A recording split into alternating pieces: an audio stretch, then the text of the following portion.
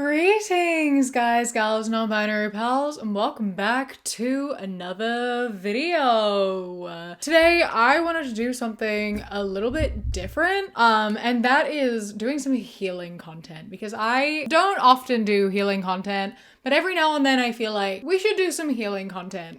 And a few weeks ago, you may remember I uploaded a video about PMDD and how I have recently realized that that is something that I struggle with. And in that video, I talked about how we need to give ourselves some grace when we are, going through big bouts of depression and like emotionally struggling, and we need to stop comparing our bad days to our best days, etc. And when I did that, something clicked in my brain and I was like, when I am in those weeks and I am struggling to wake up in the morning and exist as a person, I should make some healing content. And today is one of those days where, life is hard.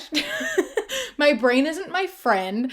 And so I thought that we would do that. I would be nice to myself. I would be nice to all of you. And we are going to sit together and just enjoy things. And what I wanted to do specifically today, as you can probably tell by the title, is I wanted to talk about generational trauma and being the cycle breaker. Not specifically my own tale of this, although we all know I'm going to put in my 2 cents. But I wanted to go on to TikTok and have a look at other people talking about how they are the cycle breaker, and looking at just kids being happy and these parents being like proud to have broken the cycle of trauma and to have escaped from passing that on. In the theme of several generations, if you can tell, I've made a lovely line of all my generics. I actually have a teeny tiny one. I wouldn't normally tell you about it and just leave you to focus on it, but I have another one, a little tiny micro one that I was gonna put there. I turned the house upside down. I can't find him anywhere.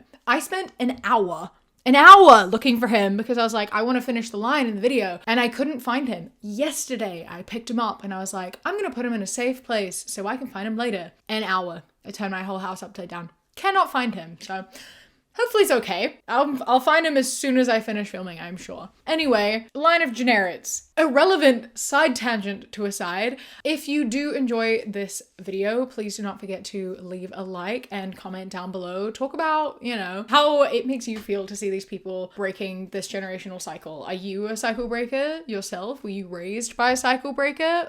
Let me know. And while you're down there, please also don't forget to hit subscribe. I am trying to hit 500k by the end of the year, and I'm currently a fair ways off, and the year is running out somehow. So let's try to make it. Okay, let's get into it.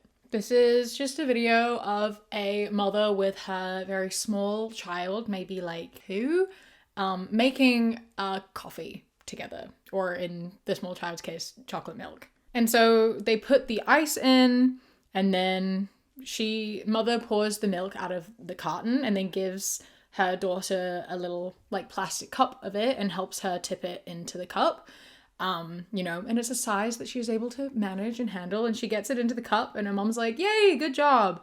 Then next up, her mom puts the coffee in hers and passes her daughter a glass of chocolate milk, and the girl accidentally tips it and misses the cup. She gets chocolate milk everywhere, and this is her mother's response to it. It's okay. Uh-oh. Oh, wow.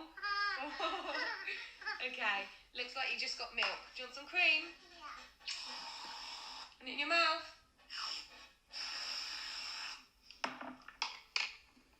Should we put some sprinkles? And it's just it's just really sweet, right?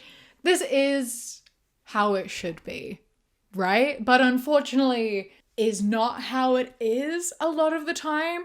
And so many of the comments on this are just talking about how healing it was to see this, and how lovely that is for this girl, because she's not gonna, grow up being afraid of consequences for minor mistakes, where so many kids do grow up with that. No use crying over spilt milk fits perfectly here, because that is quite literally what happened. People grow up in these environments where if you do that, it snaps and you get in so much trouble for it, and your parent will yell at you or get really frustrated, and it will make you then afraid to make mistakes. Whereas, in this situation, it was just oh, it's okay. We all make mistakes. That's fine. Don't worry. You know, she just didn't end up with chocolate milk. So it was kind of like it wasn't a punishment for making a mistake, but it was like sometimes, you know, mistakes happen and there is a consequence to that mistake happening. So it's like learning from your mistake as well. It's like if you spill the chocolate milk, then you don't get the chocolate milk. You've got to be more careful, but you're not being punished for it. You know what I mean? I feel like that's such a good way to like teach lessons. It's like you learn from those mistakes, but there's never any like, how dare you make a mistake and like fear associated with that. It's just like, sometimes things happen and it's so nice. It's so nice to see. And it makes me really happy to see. This afternoon, I watched a first grader turn around, look someone in the face, and say, "Don't touch my body." Dead serious, don't touch my body. And I was like, all right, we're going to observe how this goes for a second. And the other kid did not stop. Kept kind of like poking and pushing, being like in their face. It was very playful, but the other person didn't want it. They said it again. They said, "Hey, I said don't touch. Please stop." And two little boys behind this person physically stepped up and said, "Hey, they said don't touch them. If someone says don't touch their body, you don't touch them." And that gave me a little bit of hope that there is a whole new generation of kids and generations of parents who are actively, instead of being like, "Oh, boys will be boys and girls are just flirting, and oh, that means that they like you," are teaching bodily autonomy so heavily that they know amongst their peers that if someone says don't touch my body, that they have the right to step in front of them and say they said to stop, and to mean it. It stopped. That really is so nice to hear. Like, unfortunately, once again, like the fact that this is a really nice and refreshing thing to hear is both upsetting, but also like really good that, you know, we are hearing it and seeing it, because yeah, it is such a thing, right? Where we were brought up kind of being told by people that, you know, oh, if he's mean to you, he likes you. Oh, if he's doing that, it means he likes you. Oh, it's just playful. Oh, he's just having fun. Oh, you're just like, that is something that we hear, that like boys will be boys sort of thing. Like they will push you and then they don't get in trouble because like, oh, he didn't mean to. So having like other kids kind of step in and also standing up for someone instead of just playing along with it, I think is really great, because I don't really remember ever seeing that happen when I was a kid.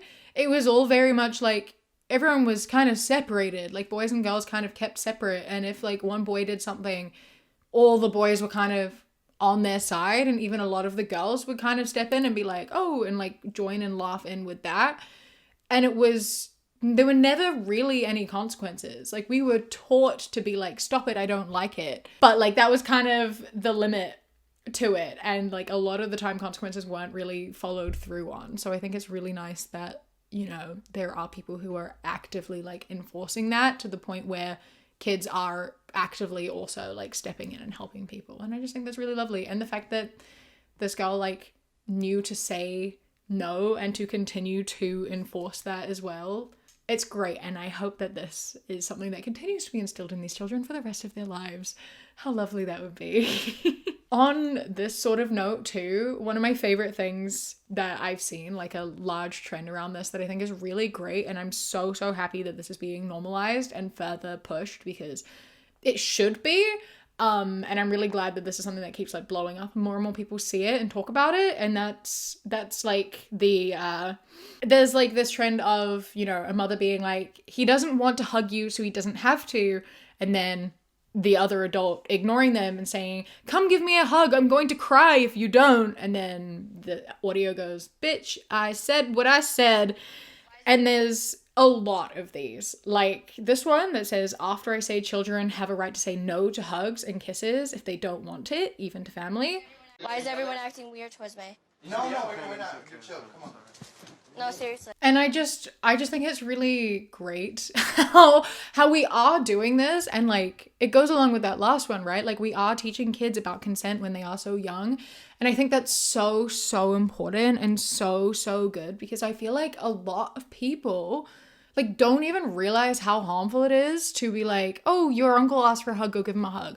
Oh, you have to give them a hug. Like I grew up in a household that was very you know, like positive and open and like all of that. But I still remember hugging family members that I didn't want to. There came a point where I was like encouraged to, and I think then I kind of was allowed to say no because I genuinely was very uncomfortable, but it was like kind of pushed and pushed until a point where like I had to make it very well known that I didn't want to, and that wasn't until I was much older.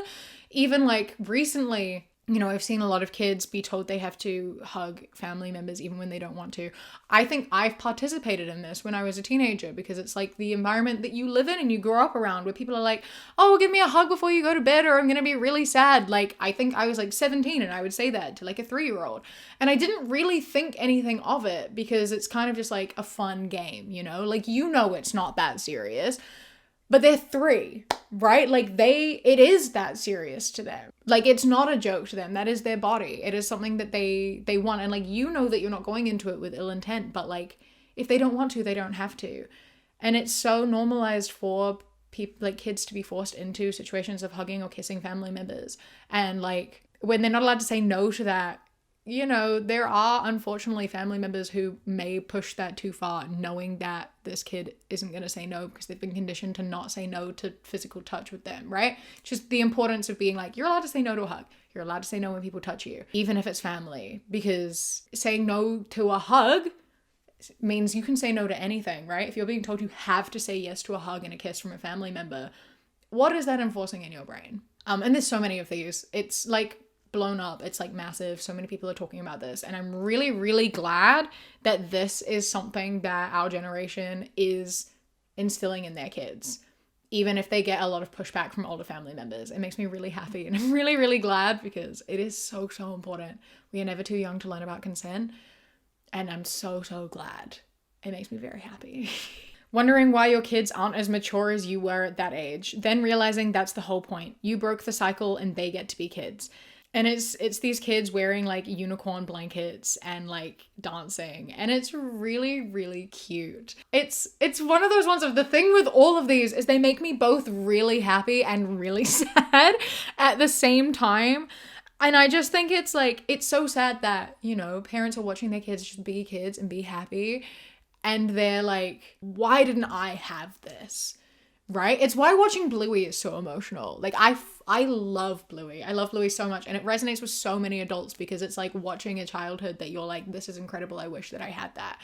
I watch Bluey and it very much does remind me of my own childhood. And I'm really, really grateful for that fact. My childhood when I was like that age was really, really nice for the most part.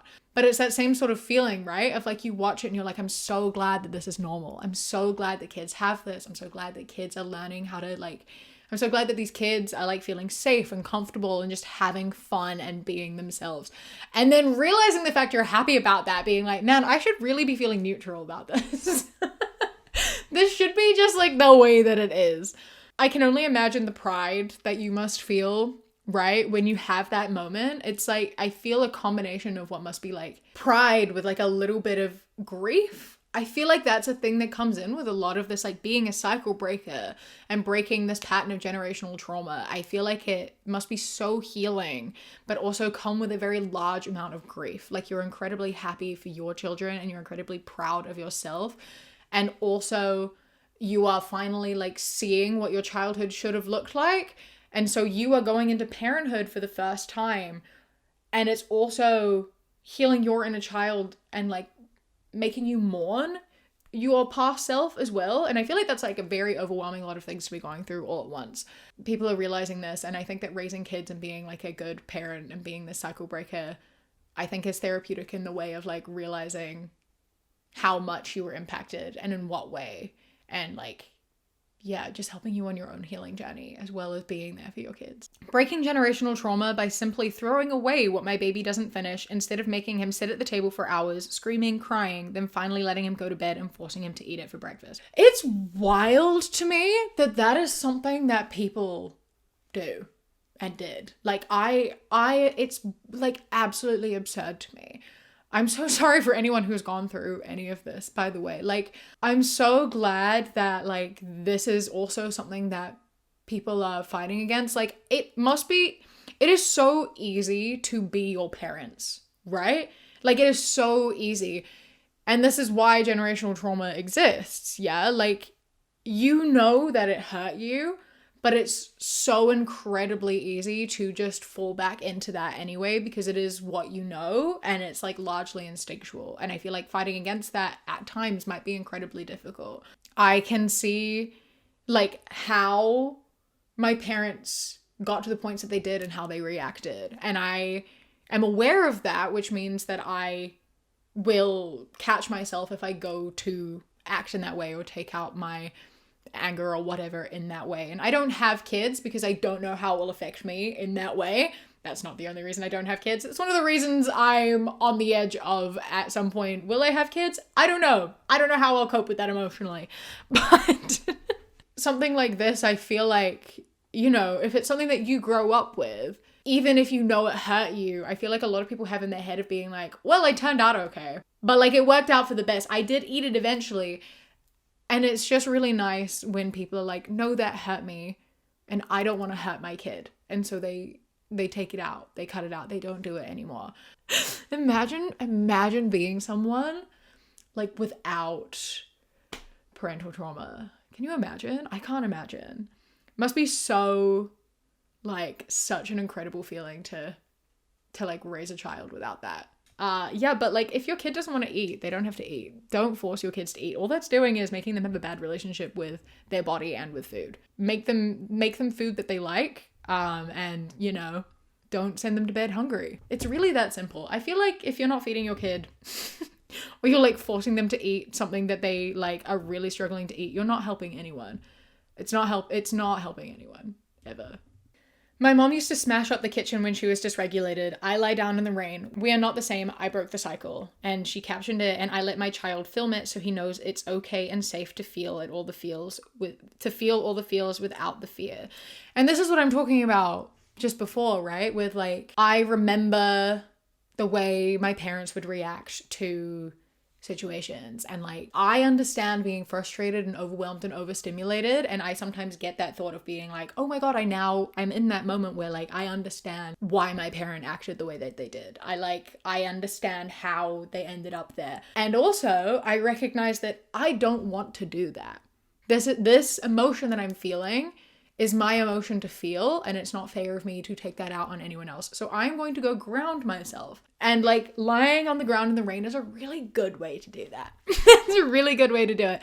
And like getting your kid to film it so they know that it's okay to feel and like feel safe, I think is so good, because I think that a lot of people don't realize that if you are just like very obviously on the verge of like an outburst and you like storm out without saying anything, that's also instilling fear, right? Like I had parents who would get to that point of like anger, and then, you know, you're walking on eggshells afraid to like set it over the edge, but then they would just leave. And like, you don't know what they've left to do. You don't know what they're thinking. You don't know what they're going through, any of that. So you kind of have that sort of still that like anxiety and fear there because you don't know what's going on and what the result is going to be.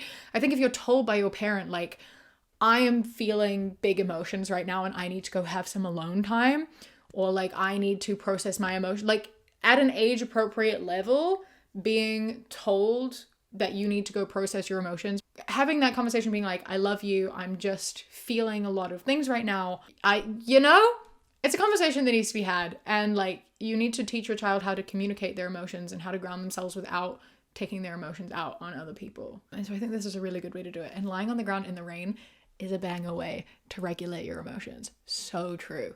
So true. I used to just lie on the floor all the time. I was just on the floor constantly because it helped me regulate my emotions. I don't do that so much anymore. Am I more emotionally regulated, or is my floor just not as nice? But having this as a foundation before venturing out into the world, I think is really, really nice. And I hope that more kids are this compassionate and emotionally intelligent, and more parents adapt this, and more parents like adopt this sort of parenting style of having these conversations instead of just frustrated at kids who are like just learning how to navigate the world, right? Anyway, I hope that you found this healing. I've even been speaking, I've noticed, like, really softly, unintentionally, like I'm speaking to a child. So yeah, I just wanted to do something a bit different, something a bit healing. And I hope that you enjoyed it. Let me know if you want some more kind of just like nice content where we like look at nice things and just feel like the world is it's not all bad, right? There are good things that are going on, and there are kids who are loved, and there are people like us whom will, if we are parents, raise our kids to be loved and accepted and accepting as well. Like, that is happening, and I think it's nice to remember every now and then. So yeah, a massive thank you to my Kiwi Cat patrons: Polar Bee, Sienna, Alicia, Mirielle, Bree, Bay the Trucker, Chastity, Beckett, Prismatic Petey, Sushi Kawaii, Phil the Duck, Jessie, River, Queen Glimmer, Ella, Mr. Noodle, Radsack, Knitting Menace, Chris, Ellie, Alexis, and Bobby. I love and appreciate you so much. Thank you so much for joining. I hope you enjoy the rest of your day. Stay safe. Keep fighting. I love you.